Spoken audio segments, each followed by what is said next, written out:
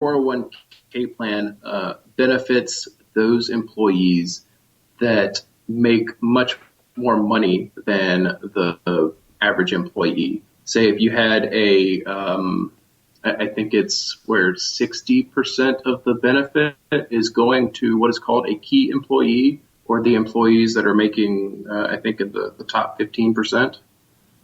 So that's roughly, I'd have to go back and look up the numbers, but about what a top-heavy plan is. Because I know in the past, many years ago, when I had day jobs, and I've had clients that have come to me and said that somewhere late in the year, all of a sudden they get their 401k money handed back to them, and they've got to pay tax on it. Absolutely. If you hit the limits on your 401k, then the employer cannot have it. If they have it, then they're hit with some pretty heavy fines. I actually have a client that's doing that now, and I think they have $26,000 in accounts that they're not supposed to have. And the IRS has a voluntary correction program that we're going through.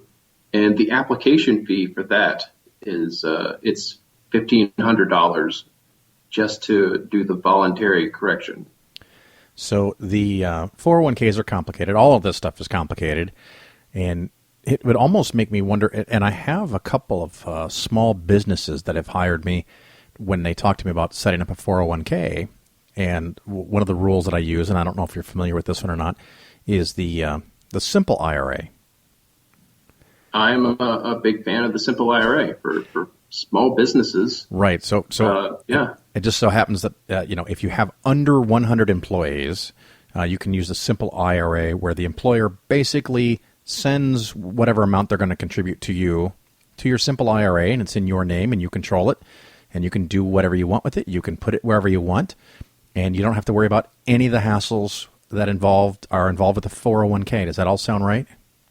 That sounds correct, and I suspect that's going to be the future of retirement in America, but that's a different conversation for a different day. Well, yeah, we can talk about that, because I have this vision that at some point they're going to realize there's just way too many complications and we go to one unified system, but whatever, maybe not. It doesn't seem to work that way. So we have this new rule from the Department of Labor, and I don't know how much background you know on this. Can you give us what you do know about the background and how it came about? So the new fiduciary rule, it was released in April. It's in response to essentially the financial advisor industry.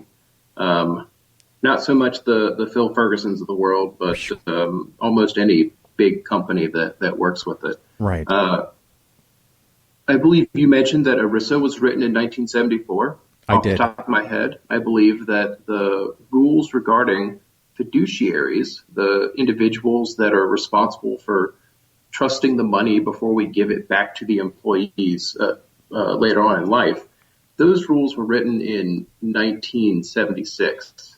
At that time, the financial industry was just not in the same place that it is now. For the most part, everybody had a pension, and it wasn't until the early mid-90s when folks started to run away from pensions because they're expensive and move towards 401ks. Right. That the financial industry really blew up to become what it is. And so we had that law that was written about 20 years prior when that industry did not exist, and they found all sorts of holes in it. And they were getting more money than perhaps the public thought they were when they signed on the dotted line. So you say they're getting more money. How does that work? What do you mean the advisors are getting more money? And we're talking in general terms here. In general terms. So when the Department of Labor released their new fiduciary rule, they did a 400-page impact report. And I want to say that the number was $38 billion over 10 years was going towards the advisors and the advising firms and being shaved off of the retirement accounts. Now, $38 billion more than it could be, or $38 billion in total? $38 billion more than it should be. I see, because I know, I thought it was Elizabeth Warren came out with a report, and this was more specific on annuities, that as much as $71 billion a year was being given away in prizes and bonus and vacations. Did you hear about that one? I did. I'm a fan of Ms. Warren. I like pretty much everything she does, and I suspect those numbers are probably spot on. Yeah. So the Department of Labor starts working on this new rule, and this is not something, if I understand correctly, or if I'm wrong, correct me, they've been working on for a while. They have.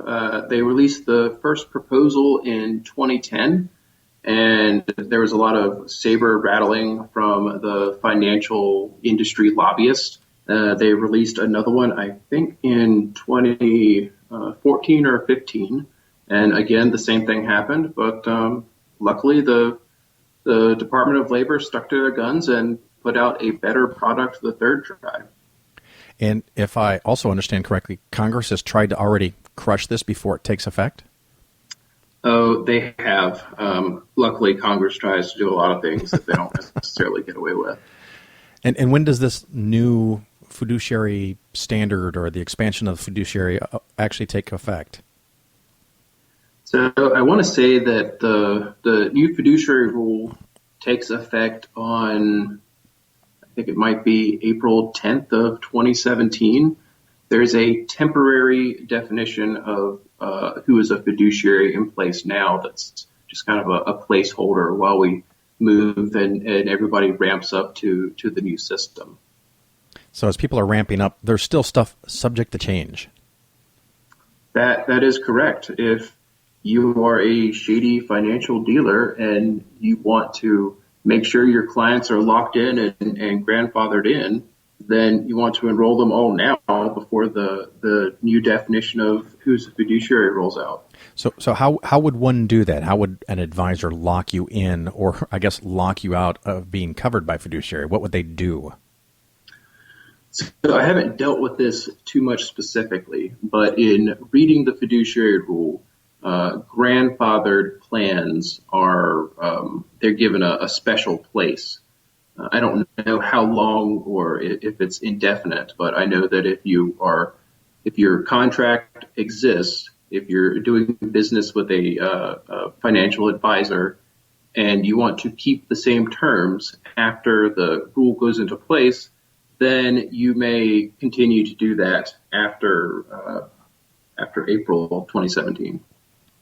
So I'm wondering, if someone is listening to the show and maybe has some money with some random advisor that is currently not a fiduciary, how might they approach the client to try to keep them boxed out? I think that was a sports metaphor. Don't anyone quote me.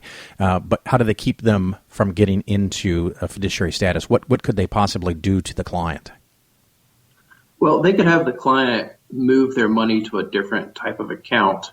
And that's if the grandfathered accounts are not going to be indefinite.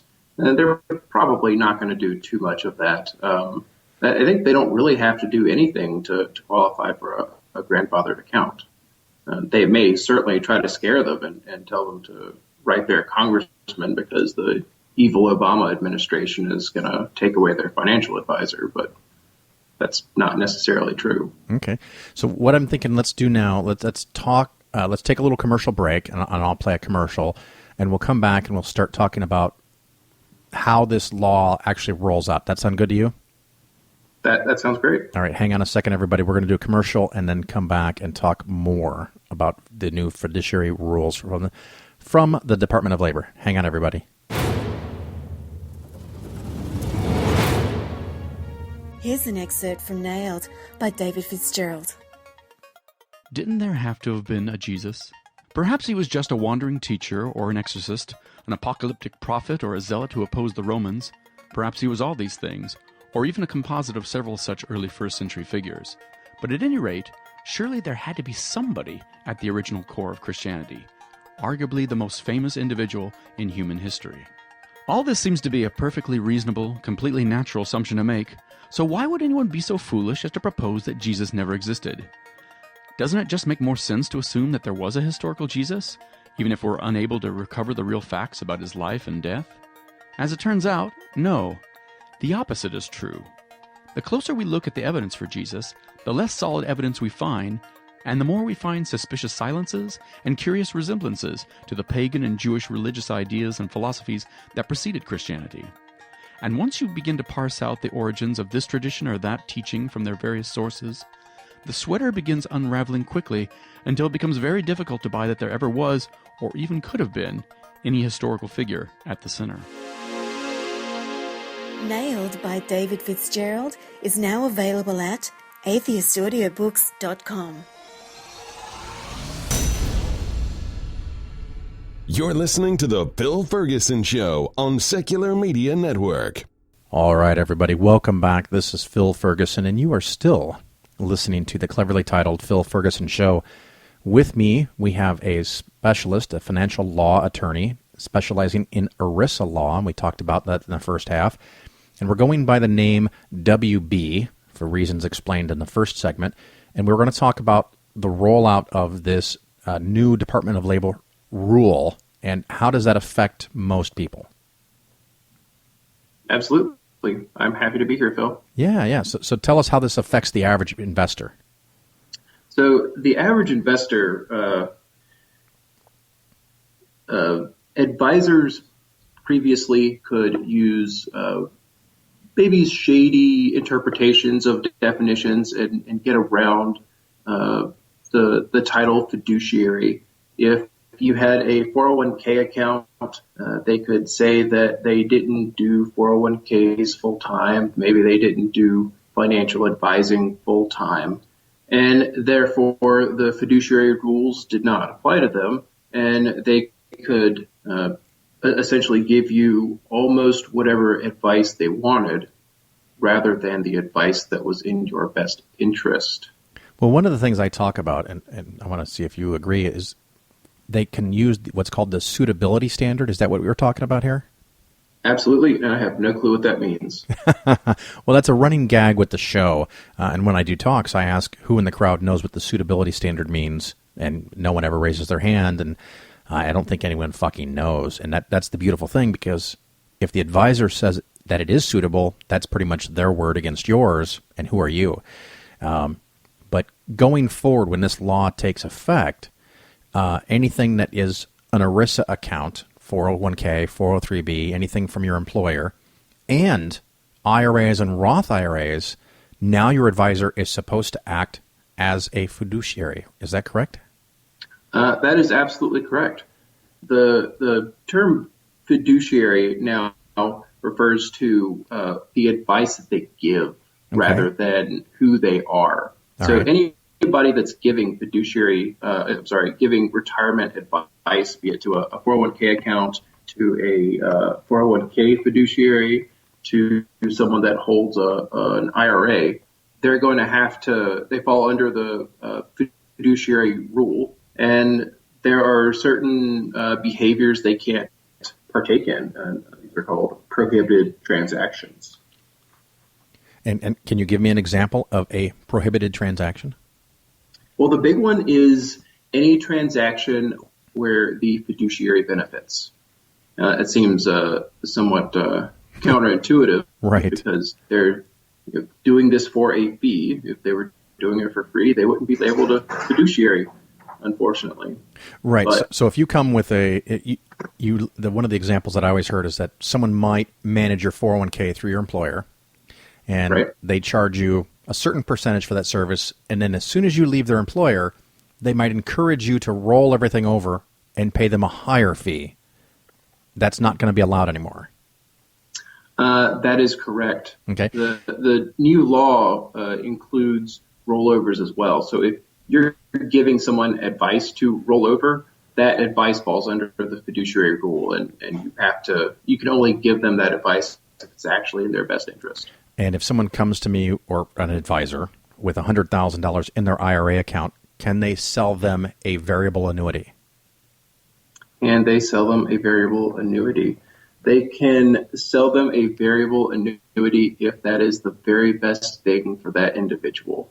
And I don't know too many people who need a variable annuity. Right. And of course, if the advisor gets a 10% commission, it could be very difficult for them to document that it's in the best interest of the client.